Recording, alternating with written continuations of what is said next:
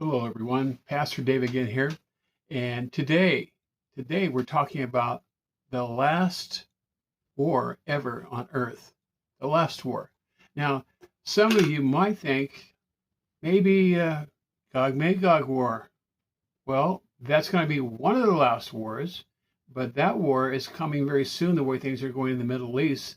And once Israel has security and has no walls and no barriers, and it feels safe and secure from everyone, that war will happen when God just kind of pulls down the Gog-Magog regime from the north, with probably Russia heading up everything, with different Islamic nations that come against Israel, along with Turkey and Libya and Put and so forth, Kush.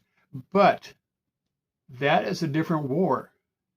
Then also, you might think, well, maybe it's the Armageddon. Well, Armageddon is the last war before Jesus comes back after the 7-year tribulation, and he comes down and he ends that war right at his second coming, and he comes down to stop the war, as he says. Otherwise, they would have no one really survive that war, what was going on earth for the 7 years, and especially that last war where everyone's coming again against Israel. So what is really the last war? Well, do you remember in the Bible it talks about after Jesus comes back at the end of the 7-year tribulation, that Satan is thrown in the pit and locked up for 1,000 years. And this is the 1,000-year period, the period where Jesus rules the earth as foretold in Bible prophecy.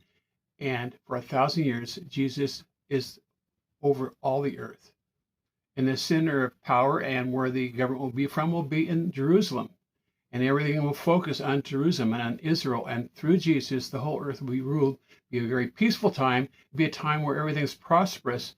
But during that time period, you have people that come from the tribulation that survive, the Jews that survive, and they are saved, but they're not perfect. So as they have children, the earth repopulates, children are born, and they still have a sin nature, just like their parents did.